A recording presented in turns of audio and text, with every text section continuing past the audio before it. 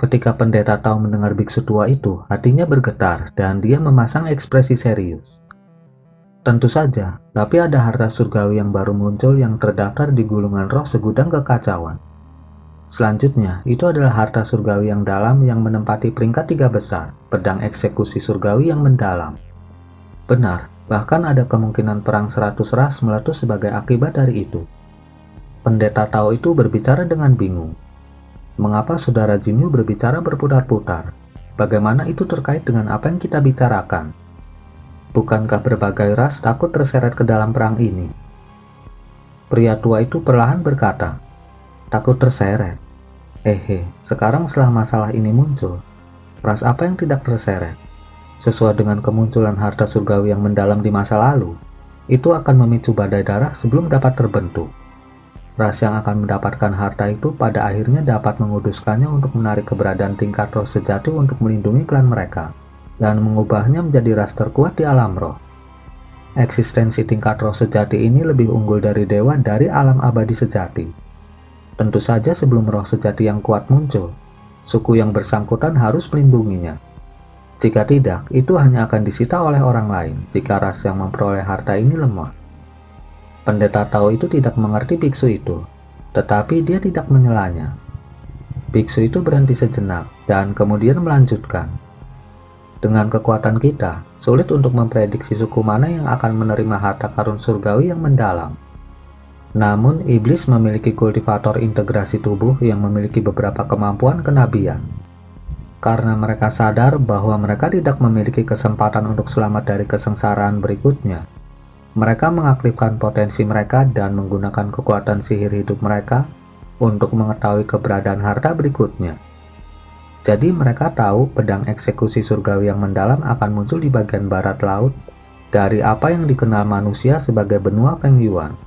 Meskipun benua Feng Yuan adalah yang terkecil dari 3 benua, itu memiliki ras yang jauh lebih banyak daripada benua lain. Yang disebut sudut barat laut terdiri dari manusia, iblis, ras roh, ras kayu, ras iblis malam, suku bayangan, dan 6 ras lainnya. Dengan kata lain, harta karun surgawi mendalam yang baru muncul dapat muncul di tanah manusia. Saat ini hanya manusia dan iblis yang menyadari situasi ini. Tetapi itu tidak akan lama disembunyikan. Lagi pula, pasti ada mata-mata dari ras lain di barisan kita. Tidak ada dinding yang tidak dilewati udara. Jika ras asing lainnya menemukan ini, Anda harus menyadari apa yang akan terjadi. Ketika biksu selesai, dia tersenyum masam. Apa? Itu seperti itu. Kalau begitu, jika kita tidak hati-hati, ada kemungkinan kita akan dimusnahkan. Wajah pendeta Tao menjadi pucat. Biksu itu menghela nafas. Menurut legenda kuno, ketika sejumlah besar makhluk kuat dimusnahkan di suatu daerah, teknik persembahan darah misterius dapat digunakan. Secara paksa memanggil harta surgawi yang dalam. Ras-ras kuat itu tidak peduli untuk memusnahkan manusia atau iblis. Mereka hanya menggunakan kita sebagai persembahan darah. Dalam perang 100 ras terakhir, perisai bentuk surgawi harta peringkat keempat menyebabkan kekacauan selama berjuta-juta tahun. Mereka menyapu sebagian besar ras di benua dan memusnahkan yang lebih lemah dalam pembantaian. Jadi terlepas dari ras mana yang memperoleh harta itu, kita harus melancarkan perang untuk menghindari nasib kita sebagai korban darah dan membuat ras lain mengambil tempat itu. Jadi Anda meminta para kultivator yang baru naik meninggalkan kota ke negeri asing. Pendeta Tao itu tiba-tiba menyadari sesuatu. Biksu itu dengan sungguh-sungguh berkata, harta karun surgawi yang mendalam adalah harta yang menantang surga yang mampu membalikan hukum alam. Tetapi mereka mungkin tidak semuanya berasal dari alam roh. Itu dapat dibesarkan dari alam yang lebih rendah. Meskipun kemungkinan itu sangat tipis, ada kultivator naik yang mencurigakan dalam 100 tahun terakhir. Mereka semua telah dibebaskan dari kota surga dalam misi paling berbahaya. Terlepas apakah mereka berhasil dalam misi mereka pada akhirnya akan menemukan dalam waktu singkat bahwa mereka tidak akan dapat kembali ke kota surga dalam. Tentu saja, ada juga beberapa kultivator mencurigakan dari penduduk asli yang juga dipindahkan dari kota surga dalam atau diasingkan secara paksa ke hutan belantara karena alasan apapun. Selain orang-orang ini, ada juga beberapa dengan potensi dan bakat yang menakjubkan yang juga dikirim ke padang gurun. Dengan cara ini, jika mereka benar-benar membawa pedang eksekusi surgawi yang mendalam, kita secara efektif memindahkan mereka dari sumber bencana. Jika kita dikalahkan dalam perang, orang-orang ini akan dapat melanjutkan garis keturunan manusia dan iblis, dan membuat mereka berkembang sekali lagi. Tidak perlu melalui begitu banyak masalah. Jika kita menyelidiki apa orang-orang ini benar-benar memiliki harta surgawi yang mendalam, kita dapat. Pendeta Tao itu tidak melanjutkan kata-katanya. Biksu itu menjelaskan, kita dapat mencari melalui indera spiritual mereka melalui teknik pengendalian pikiran. Tetapi apa keuntungannya jika kita mengetahui bahwa pedang eksekusi surgawi yang mendalam ada di tangan kita? Itu hanya sumber masalah. Apakah Anda dapat menjamin tidak ada penyusup di panel tetua? Jika ini bocor, klan manusia kita tidak hanya akan menjadi target dalam waktu singkat. Bahkan, klan iblis dapat memutuskan aliansi mereka dengan kita. Manusia akan benar-benar dimusnahkan dalam kasus itu. Kita bukan ras yang kuat. Kita tidak dapat menyimpan harta itu sampai keberadaan tingkat roh sejati datang mengetuk pintu kita. Bahkan jika kita mempersembahkan harta itu kepada suku yang lebih kuat untuk perlindungan, kurasa ras bayangan dan yang lainnya tidak akan membiarkan itu begitu saja. Lebih baik kita menghadapi perang yang akan datang. Jika kita tidak memiliki kepastian ras mana yang memiliki harta karun surgawi yang mendalam, kemungkinan besar ras pohon dan ras bayangan yang menyerang kita. Dengan manusia dan iblis yang menjaga kota surga dalam, kita paling hanya bisa memblokir mereka. Ras roh dan ras iblis malam akan bergabung dalam perang dengan kekuatan sengit setelah mengetahui informasi ini. Paling buruk, cedera besar akan menimpa berbagai ras. Dan kita akan memenuhi persyaratan persembahan darah untuk memanggil harta karun surgawi yang mendalam. Terlepas dari siapa harta itu asalnya, selama harta itu dipanggil, kita akan selamat dari bencana. Tetapi untuk mencegah ras-ras kuat itu menemukan kita harus terlebih dahulu mencapai kemenangan. Saya rasa pertempuran ini akan berbeda dari pengepungan kota selama 100 tahun. Perang ini akan memiliki hasil dalam beberapa tahun yang jauh lebih menyedihkan. Ras lain kemungkinan besar berpikiran sama. Jika tidak, ras lain akan mencari pedang eksekusi surgawi yang mendalam dengan hati-hati. Mereka semua bersiap untuk perang. Biksu tua itu akhirnya selesai. Setelah pendeta Taus mendengar itu, dia tetap di tempatnya untuk waktu yang lama. Kemudian dia dengan sedih bertanya, "Kapan Anda menemukan informasi itu?" "Saya tidak diberitahu tentang itu." "Mungkinkah panel tetua menyembunyikan itu dari saya?" "Ini cukup sederhana. Kami hanya melakukan itu setelah kami menemukan ada yang salah dengan identitas Anda. Saya tidak tahu apakah saya harus memanggil Anda sebagai leluwo atau sebagai bayangan ungu." "Bayangan ungu apa? Apa maksud Grandmaster Jinyu?" Pendeta Tao itu bertanya dengan cemberut. Sudah waktunya, ayo mulai." Biksu tua itu mengabaikan pendeta Taos itu dan mengalihkan pandangannya ke pembakar dupa yang sangat indah di sudut ruangan.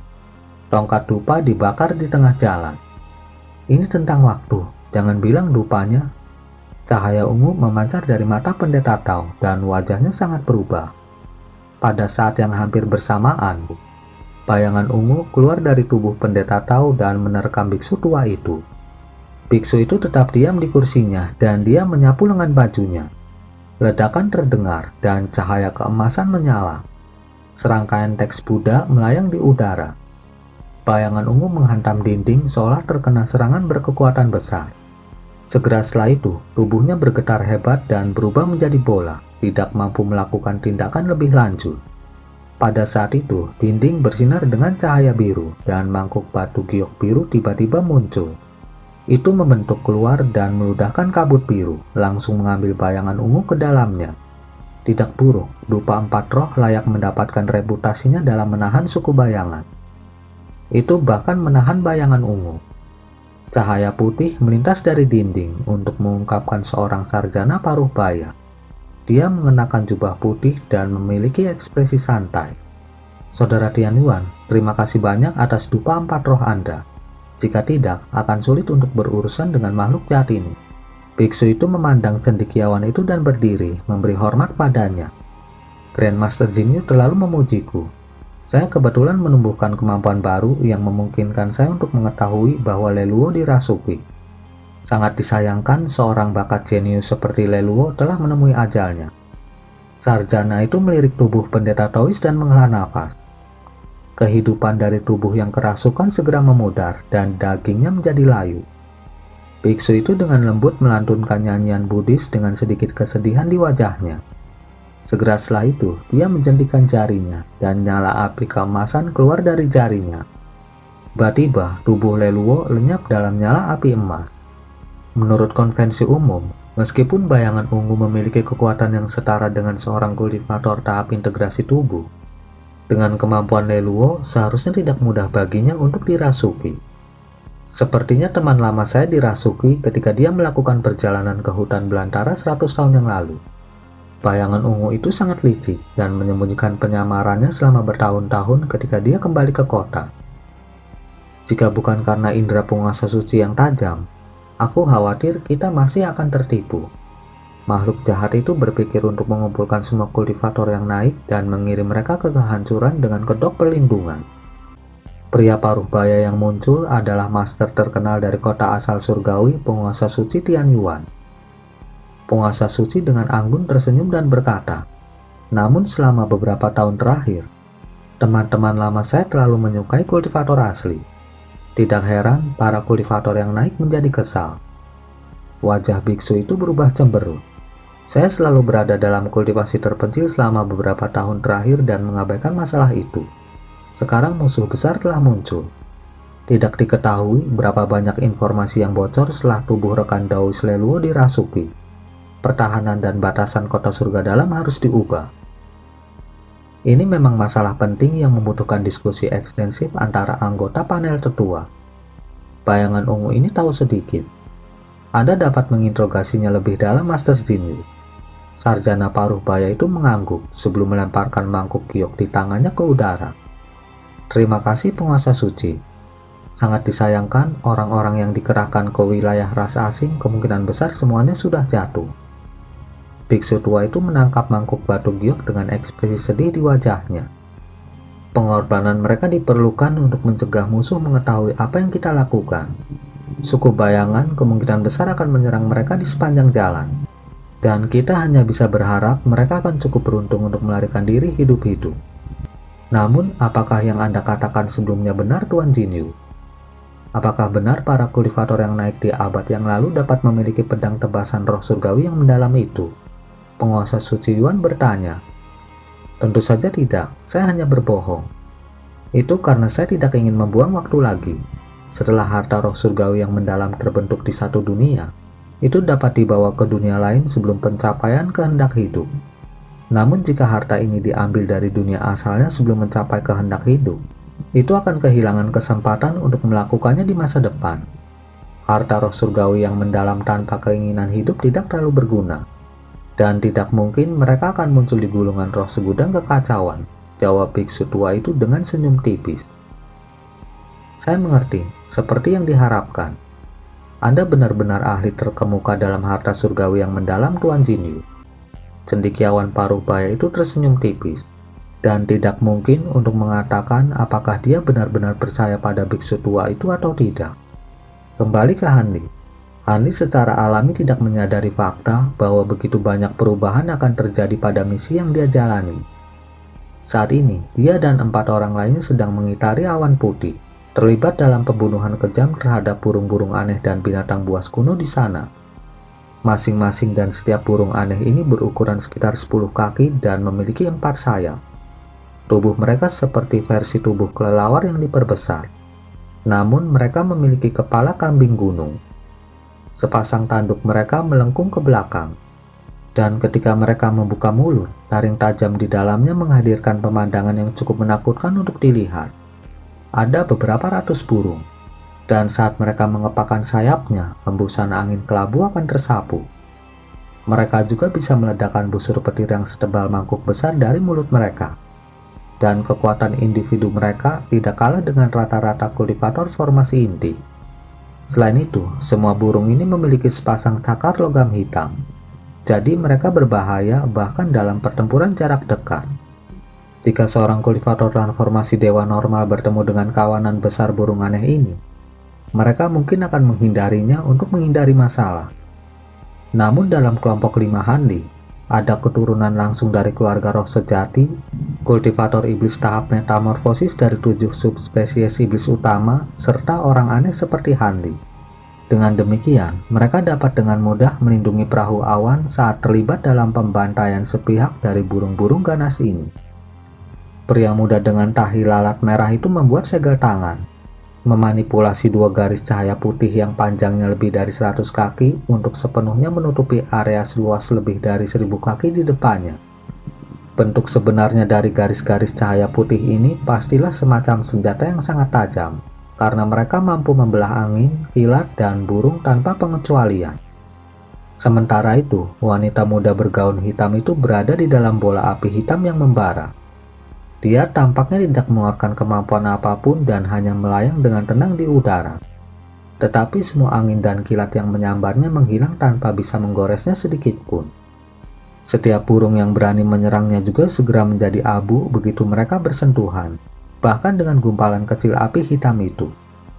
Meskipun burung-burung ini sangat ganas, tidak satu pun dari mereka yang berani mendekati kelompok Handi setelah selusin saudara mereka dihancurkan secara berurutan. Sebaliknya, pemuda dengan alis putih itu bertarung dengan gayanya sendiri yang unik. Dia tidak mengandalkan harta karun apapun, malah memilih untuk terjun lebih dulu ke kawanan burung aneh. Sepasang sayap hitam berkilau muncul di punggungnya, dan lengannya juga menjadi sangat tebal dan besar. Jelas telah berubah menjadi bentuk semi-iblis. Saat tubuhnya melayang di udara, orang hanya bisa melihat bayangan setengah burung setengah manusia menabrak kerumunan burung. Semua burung yang cukup malang untuk berdiri di jalannya terbelah menjadi beberapa bagian, mengirimkan hujan darah jatuh dari langit. Adapun Handi, penampilannya adalah yang paling biasa. Dia hanya melepaskan semua pedang awan bambu azure miliknya, mengubahnya menjadi 72 garis cahaya kemasan yang berputar di sekitar tubuhnya, yang masing-masing panjangnya beberapa kaki. Mereka tidak hanya berhasil menangkis semua serangan yang datang, mereka juga membunuh semua burung yang berani mendekatinya. Namun, orang yang tampaknya paling santai dan riang di antara kelompok mereka adalah wanita muda berjubah putih bernama Yeying. Dia memegang kecapi giok hijau di pangkuannya, dan jari-jarinya yang ramping meluncur di atas senarnya, mengirimkan lingkaran cahaya kuning yang memancar ke udara di sekitarnya. Setiap burung yang mendekat yang terkena lingkaran cahaya ini akan benar-benar terbungkus lapisan zat putih keabu-abuan yang aneh. Akibatnya, mereka akan sepenuhnya tidak dapat bergerak dan jatuh dari langit sebelum hancur berkeping-keping di tanah di bawah. Kecapi ini memiliki kemampuan yang sangat langka untuk mengubah musuh menjadi batu.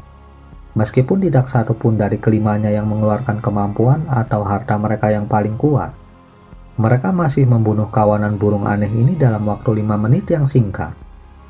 Mereka kemudian menarik kemampuan mereka dan menghilang ke dalam awan raksasa yang dibentuk oleh Bahtera Roh sebelum mendarat di haluan Bahtera. Aku ingin tahu burung apa ini sebenarnya. Aku cukup terkejut mereka dapat melihat melalui penyamaran Bahteraku. Longdong menghela nafas. Aku juga belum pernah melihat jenis burung aneh ini. Tapi dunia purba adalah tempat yang sangat luas. Jadi tidak heran jika ada banyak spesies binatang purba yang tidak kita kenal. Aku lebih terkejut dengan fakta bahwa butuh lama bagi sesuatu untuk melihat melalui penyamaran Bahtera, kata Xiaohong dengan tenang. Ini juga menunjukkan bahwa kita telah melakukan perjalanan yang sangat jauh ke dunia purba. Jadi kita dapat memperkirakan lebih banyak skenario ini selama sisa perjalanan kita. Burung aneh itu ada banyak, tetapi mereka masih cukup mudah untuk ditangani. Jika kita menemukan beberapa binatang purba yang lebih kuat, maka kita mungkin harus meninggalkan Bahtera ini bila perlu, kata pemuda beralis putih dengan alis berkerut. Tentu saja, jika kita benar-benar bertemu dengan makhluk legendaris seperti raksasa bermata 100 yang tidak dapat kita lawan, maka kita secara alami harus memprioritaskan kelangsungan hidup kita sendiri. Saudara Han, Anda bertugas berikutnya. Terima kasih sebelumnya untuk kerja kerasmu, kata Longdong kepada Hani sambil tersenyum. Hani mengangguk dengan ekspresi tenang dan tidak mengatakan apa-apa. Sementara itu, wanita muda berjubah putih itu menoleh ke wanita bergaun hitam sambil tersenyum dan bertanya, "Kakak Xiao, kemampuan yang baru saja kamu keluarkan adalah api hitam yang menghanguskan dari ras ponik hitam yang terkenal kan? Legenda pasti benar, api itu memang sangat hebat." Xiao Hong sedikit goyah setelah mendengar itu, sebelum alisnya berkerut dengan sedikit ekspresi aneh saat dia menjawab, "Itu memang api hitam yang menghanguskan. Tapi itu hampir tidak layak disebutkan. Namun, kecapimu mengingatkanku pada harta karun legendaris. Dikatakan bahwa puluhan ribu tahun yang lalu, seorang senior tahap integrasi tubuh dari wilayah roh surgawi memurnikan harta karun roh surgawi yang dikenal sebagai kecapi kebijaksanaan. Sejak itu, kecapi mempertaruhkan tempat untuk dirinya sendiri di gulungan roh segudang kekacauan dan mampu mengubah musuh menjadi batu, logam meleleh, dan menyegel benda-benda di dalam es. Apakah harta yang Anda gunakan entah bagaimana terkait dengan harta roh itu, rekan Daoisye?" "Hehe, aku tidak menyangka kakak Xiao akan begitu akrab dengan harta karun dari ras manusia kami. Meskipun harta yang aku gunakan bukanlah kecapi kebijaksanaan, itu adalah replika harta karun kuno yang hanya mampu mengubah musuh menjadi batu. Tentu saja, bahkan kemampuan itu jauh lebih lemah daripada yang bisa dilepaskan oleh harta roh sejati," jawab Ye Ying dengan senyum manis. "Aku mengerti. Meski begitu, harta ini sebanding dengan harta roh rata-rata. Lagi pula, kemampuan untuk mengubah musuh menjadi batu sangat langka dan sulit untuk ditahan," lanjut Xiao Hong. Mendengarkan percakapan berduri antara dua wanita muda, sedikit senyum muncul di wajah Long Dong. Sebuah pikiran tiba-tiba muncul di benaknya saat dia menoleh ke Hanli dan berkata, "Rekan Taoisan, pedang terbangmu tampaknya cukup menarik. Ada 72 dari mereka, dan mereka terlihat seperti bagian dari pedang yang lengkap. Itu mengingatkan saya pada seorang senior dari bertahun-tahun yang lalu yang juga seorang kultivator naik. Meskipun dia hanya berada di tahap tempering spasial akhir pada saat itu, dia berhasil mengatur formasi dengan 72 pedang untuk menyamai tahap integrasi tubuh dalam pertempuran, sehingga menempa reputasi yang cukup untuk dirinya sendiri. Namun pedang yang digunakan oleh senior itu semuanya berwarna biru dibandingkan dengan emas. Apakah pedang terbang Anda juga memiliki kemampuan formasi pedang yang sama, rekan Daoisan?" Long Dong tampaknya cukup tertarik dengan pedang awan bambu azure yang baru saja dilepaskan Hanli. Hati Hani bergerak sedikit setelah mendengar pertanyaan itu, tetapi ekspresinya tetap tidak berubah saat dia menjawab, "Oh, saya tidak menyadarinya. Bolehkah saya menanyakan nama senior itu dan jenis formasi pedang apa yang dia gunakan? Saya hanya memperbaikinya sedemikian rupa. Banyak pedang terbang agar saya dapat memiliki lebih banyak senjata untuk melawan musuh saya. Saya tidak tahu tentang hal-hal seperti formasi pedang." "Oh, saya pernah mendengar tentang orang yang dimaksud oleh rekan Daoislong. Dia adalah seorang senior bernama King Xuanxi. Dan dia memang sosok yang cukup legendaris pada masa itu. Saya tidak tahu jenis formasi pedang apa yang dia gunakan, tapi ku dengar dia menciptakan formasi itu sendiri. Sayangnya dikatakan bahwa senior ini tidak pernah terdengar lagi setelah memasuki dunia primordial bertahun-tahun yang lalu. Jika tidak, dengan bakatnya yang brilian, senior itu bisa sangat mungkin mencapai tahap integrasi tubuh." Wanita berjubah putih itu menyela sambil tersenyum. Long Dong tidak menunjukkan tanda-tanda kemarahan karena diinterupsi, dan dia hanya tersenyum tipis. Namun, Hanli terdiam lama setelah mendengar itu. Tampaknya King Yuanxi ini adalah orang yang menemukan seni pedang esensi Azure. Dia agak terkejut mengetahui sosok legendaris ini dari keduanya. Sangat disayangkan bahwa dia telah memilih jalur kultivasi simultan. Jika tidak, dia bisa mencoba untuk mendapatkan warisan King Yuanxi ini dan terus mengembangkan seni pedang esensi Azure miliknya. Dengan pemikiran itu, Hani memberi hormat sopan kepada yang lain sebelum naik ke udara sebagai seberkas cahaya biru, terbang ke titik tertinggi Bahtera Giok, di mana dia duduk dengan kaki bersilang. Hanli jelas tidak ingin melanjutkan percakapan lebih lanjut, dan 4 lainnya juga segera mengucapkan selamat tinggal satu sama lain. Beberapa kembali ke ruang kultivasi mereka, sementara yang lain melakukan perjalanan ke bagian lain dari Bahtera Giok untuk tujuan yang berbeda. Meskipun mata Hani tertutup, dia secara alami tidak akan benar-benar masuk ke kondisi meditasi yang dalam. Sebaliknya, dia mempertimbangkan beberapa seni kultivasi yang belum sepenuhnya dia pahami dalam pikirannya berulang kali. Pada saat yang sama, dia melepaskan sebagian indera spiritualnya untuk terus memantau daerah sekitarnya. Jika lebih banyak binatang purba tiba-tiba menyerang Bahtera. Selama 7-8 hari berikutnya, Bahtera Roh terus berlanjut di bawah naungan awan raksasa. Meskipun beberapa jenis binatang terbang lainnya ditemukan di sepanjang jalan, semuanya terbang begitu saja tanpa menyerang. Binatang buas ini jelas tidak memiliki kemampuan untuk melihat melalui penyamaran Bahtera Roh seperti yang dilakukan burung bersayap 4 itu. Dengan demikian, Hani mencapai hari ke-9 dari shiftnya. Pada siang hari itu, dia baru saja memasang sekumpulan batu roh baru ke dalam Bahtera dan hendak kembali ke tempat semula untuk duduk lagi ketika langkah kakinya tiba-tiba tersendat. Dia tiba-tiba menoleh dan mengarahkan pandangannya ke depan dengan ekspresi terkejut di wajahnya. Bagaimana ini bisa terjadi? Bagaimana hal seperti itu bisa muncul di sini? Ekspresi Hani menjadi gelap secara signifikan saat dia menangis panjang.